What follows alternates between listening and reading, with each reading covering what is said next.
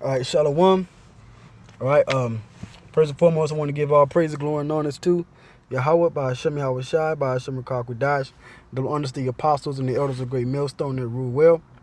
And peace and blessings to the hopeful elect. Once again, this is the priest Desire One, back with another edition of Israelites in History. All right. And in this particular lesson, we're going to go into this book here, which I have actual images of that I took when I found the book. It is Native American Myths and Legends. All right.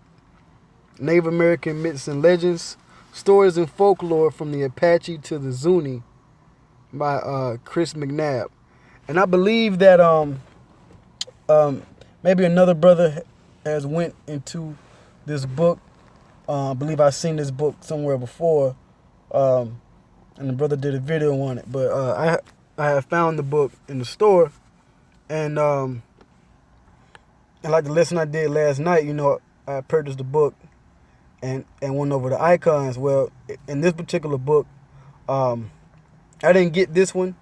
But what I did do was I took some images and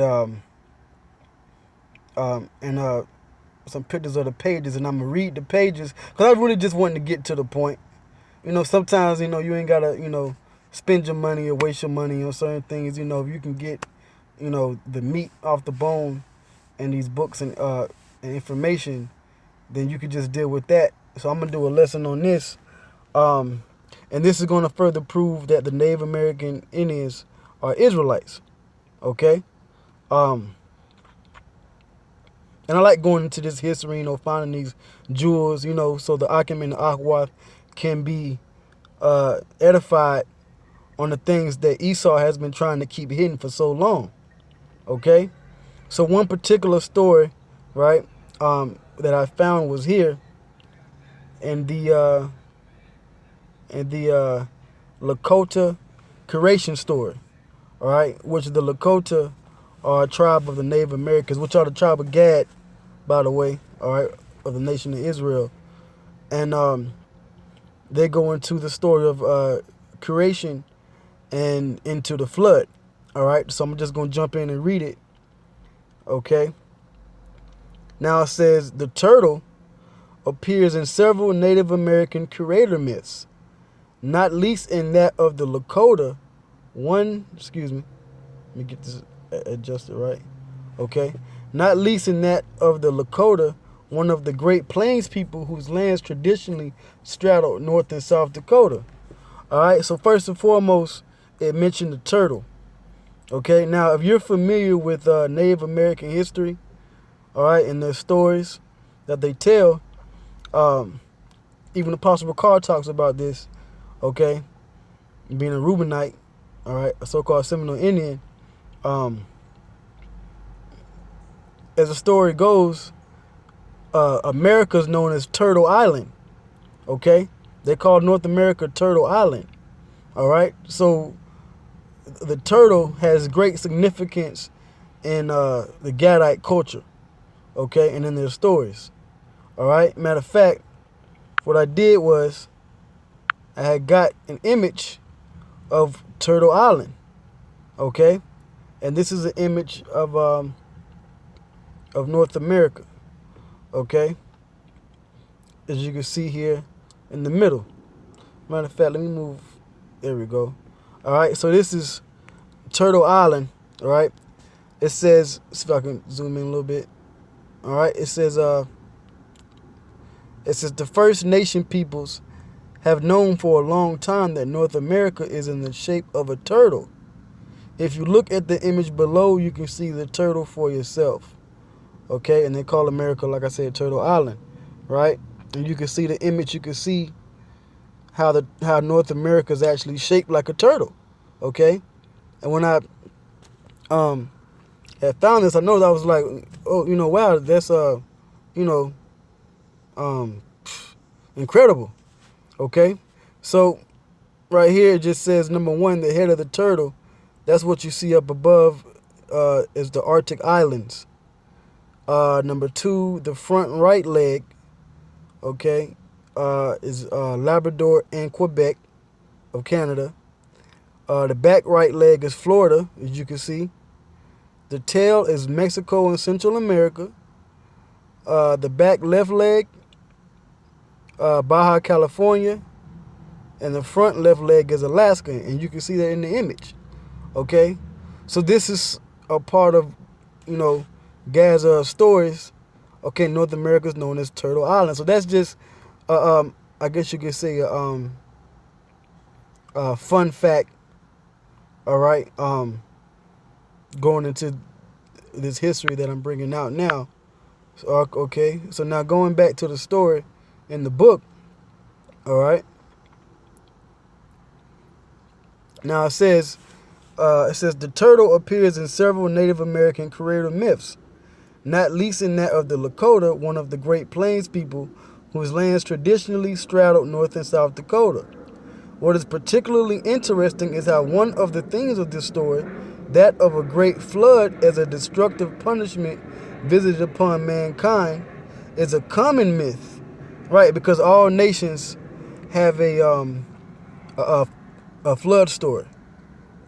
For example, you have the Epic of Gilgamesh and the Enuma Elish. Okay. I believe that's from Mesopotamia, ancient Babylon, going back to that time. Like that's one of the famous stories amongst the nations is the flood, okay, or the Great Deluge, okay. Another, I believe in Chinese, the number 8, okay, amongst the Moabites. The number 8 in Chinese is in the shape of a boat, okay, which would be what? The ark. Because going back to Noah, Shem, and Japheth, okay, that's where all the peoples of the earth were repopulated through their children. All the nations, Moabites, Ammonites, Israelites, Edomites, Ishmaelites, Hamites, Japhites, okay, all these nations of people know the story of the flood, okay. And they know the story about Noah's Ark, which proves that the Bible's the truth, okay? And even here, amongst the Lakota Native Americans, or the tribe of Gad, they still carried that understanding, even all the way over here on this side of the world, okay? So reading on, I'll start here where it says, what is particularly interesting, right, is how one of the themes of this story, that of a great flood as a destructive punishment visited upon mankind, is a common myth, the best known version of which is the biblical account of Noah and the flood in Genesis, okay? Because that's the true story, all right? It says the Lakota story begins with a time in the world before the one that we know. This place was populated by races of people. All right, and you can read that in the book of Genesis, how all the different nations of the people were around, known as the sons of God, the sons of men, and the sons of the wicked, which the sons of God were not angels that came down and had sex with the women. Okay, they were the Israelites back then. Except today we're called the princes of God instead of the sons of God. Yasha Allah. Okay. All right. The sons of God would be Bunyam Allah, okay, or sons of the power, okay, or Bunya Allah, he is the son of God, all right. But now you got Yasha Allah, he is a prince of God. Same people, just different names back then. Just like instead of being called the Edomites, they were just known as the sons of the wicked, okay. And the rest of the nations were known as the sons of men, all right. So now it says this place was populated by races of people, but over time they became corrupted and displeasing to the Great Spirit. All right, and the Great Spirit in amongst so-called Native Americans or the tribe of Gad was known as Yahweh. Okay, they called upon Yahweh. All right. It says the heavenly being that oversaw all of creation. Aggrieved by what he witnessed, the Great Spirit decided to wipe the surface of the earth clean. He sang 4 magical rain songs, each one bringing a greater intensity of water down on the world below. So now let me go into the scriptures. All right, and let's get Genesis 6 and 1. It says, "And it came to pass when men began to multiply on the face of the earth, and daughters were born unto them, that the sons of the most of or the sons of the power, okay, saw the daughters of men, that they were fair, and they took them wives of all which they chose." These were actual people, men, not okay. It says, "And the Lord said, My spirit shall not always strive with man, for that he also is flesh. Yet his days shall be 120 years." This is how you know it's talking about man and not angels. Okay?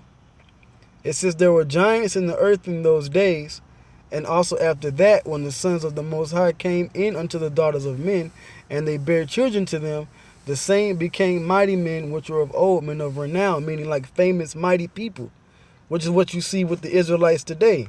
Like Michael Jordan and Michael Jackson and Beyonce and Jay-Z and Tupac and Notorious B.I.G. and these great sports greats, Venus and Serena Williams, okay, Prince, okay, same people all over again in the earth becoming people of renown, okay, famous people, okay, and men were a lot bigger back then, okay. So it says in verse 5, it says, "And Yahweh saw that the wickedness of man was great in the earth, and that every imagination of the thoughts of his heart was only evil continually. And it repented the Lord that he had made man on the earth, and it grieved him at his heart." All right. "And the Lord said, I will destroy man whom I have created from the face of the earth, both man and beast, and the creeping thing and the fowls of the air, for it repenteth me that I have made them." It says, "But Noah found grace in the eyes of the Lord," and which Noah is Nawak in the Hebrew, okay, or Nak, which means comfort, okay. So he basically had set up Noah to build this ark, okay. So I'm gonna jump down to verse. I'll read 16. It says, "A window shalt thou make to the ark, and in a cubit shalt thou finish it above, and the door of the ark shalt thou set in the side thereof. With the lower, second, and third story shalt thou make it." And that's how the ark was built. And you can find the ark even unto this day in the mountains of Ararat in Turkey. Okay. It says, "And behold, even I do bring a flood of waters upon the earth, to destroy all flesh, wherein is the breath of life from under heaven, and everything that is in the earth shall die." So animals died, men died, okay, birds died. All right. And Noah built the ark, okay. Let's see here. So now I'm gonna jump back to the Lakota story, okay. And down here it says, I'll just move myself up a little bit. It says, "He sang 4 magical rain songs, each one bringing a greater intensity of water down on the world below. In fact, on the 4th song, the earth itself split apart, and the waters underneath the ground rose up to meet those falling." All right, and there's another page, right? Okay, it says, "Falling from above, creating a monumental global flood that wiped out all creatures except one, Kangi the crow," which I'm gonna get into that, okay. And this is the history that our forefathers told, their sons passed on down. Now, if the Native Americans weren't the Israelites, they wouldn't remember the story like this. They remember it if they were like Moabites, or they were let's see if I can hit this light. There we go. If they were All right, if they were how do you say Moabites, then they remember, there was Mongoloids and crossed that land bridge, then they would remember the story same way the Moabites and the Ammonites remember it. But no, it's going according to the scriptures, because that's the history that they know. Okay. So now I want to get the part. Let's see if I can find it, where it says all the different springs of the water. The springs of the waters broke up the earth. Okay. Matter of fact,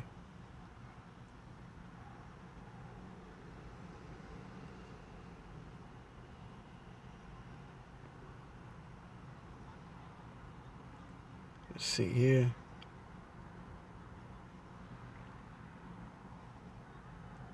See if I can find that scripture. Bear with me 1 second.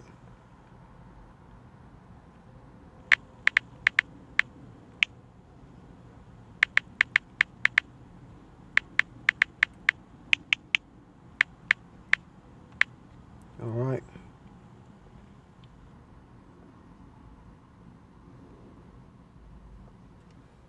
Okay, let's see. Oh, that's right. Fountains.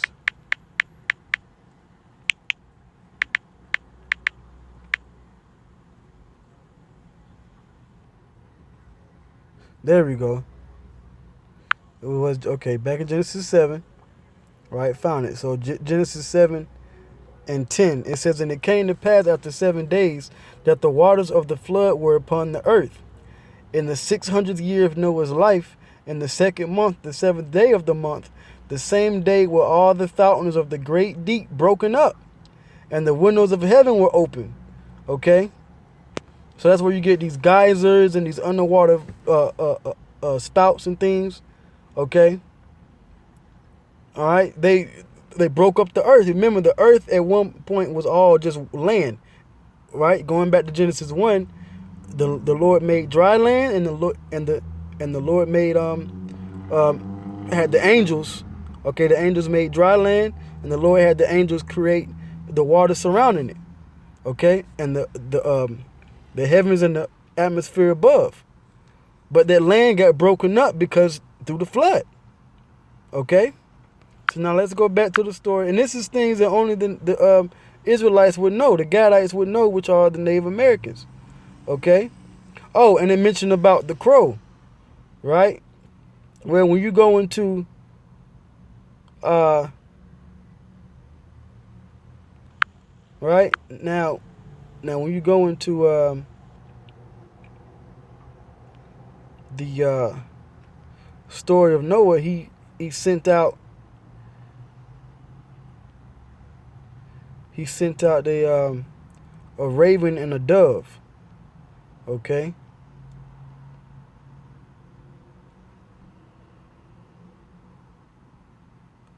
All right, I should be able to find it.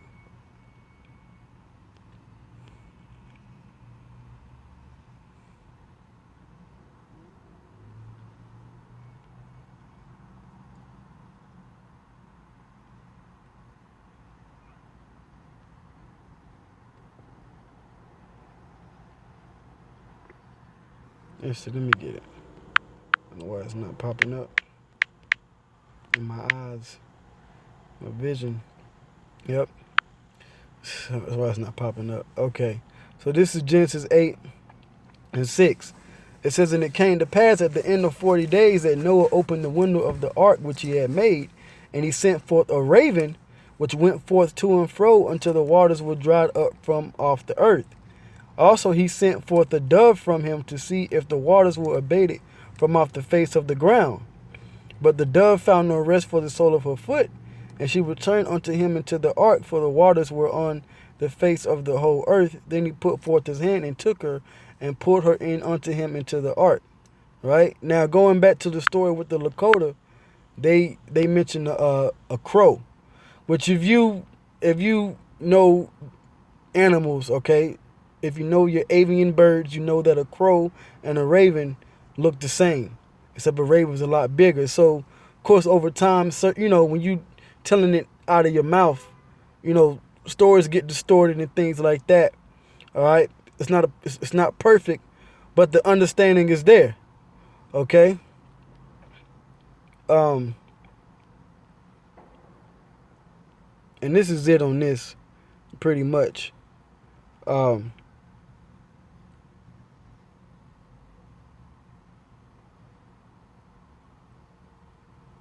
Okay.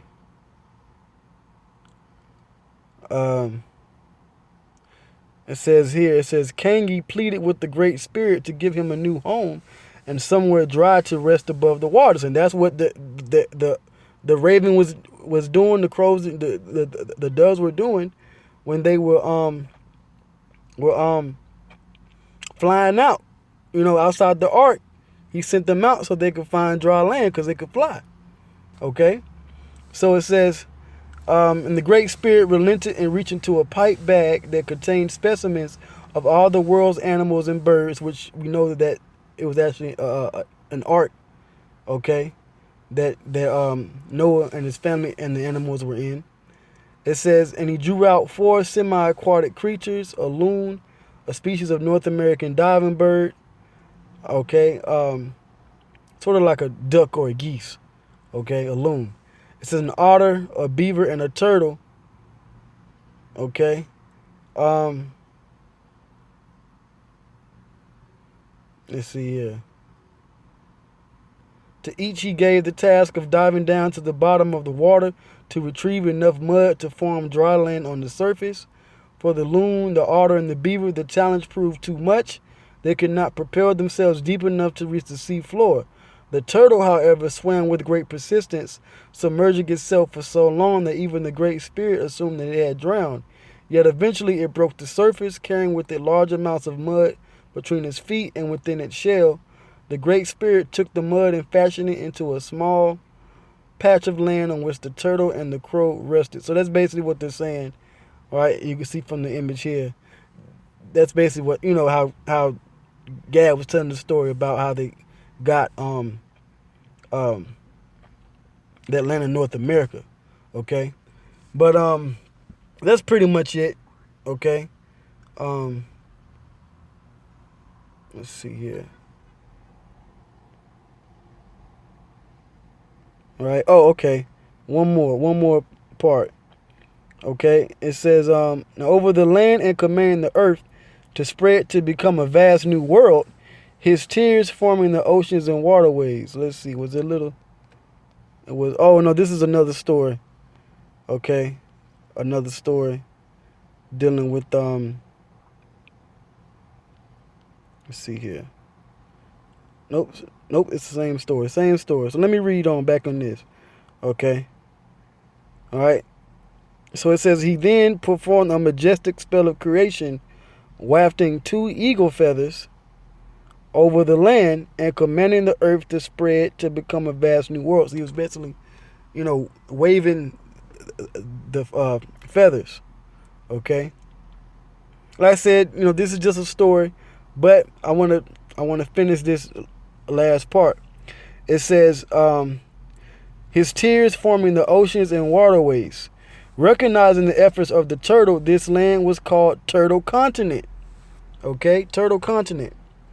The Great Spirit populated it with many more animals from his magical pipe bag, and also crafted the races of humans from various colors of earth. Okay? Alright, which just goes back to the fact that the Heavenly Father created the nations of men, starting with Adam, the Adamites, from the ground. Okay?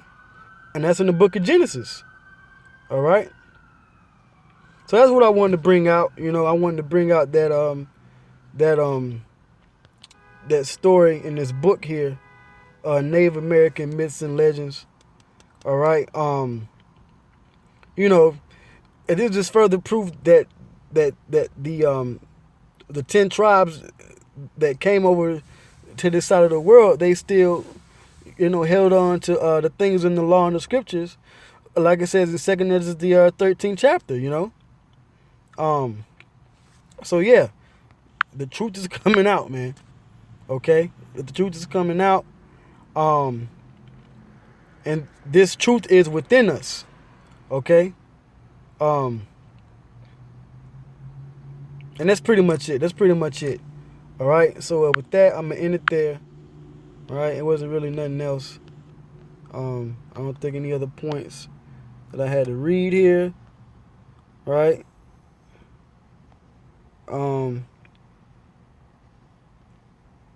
The Raven and the Light of the World is another story, which, like I said, the Raven is in the actual story of Genesis with Noah. Okay, he sent the Raven out.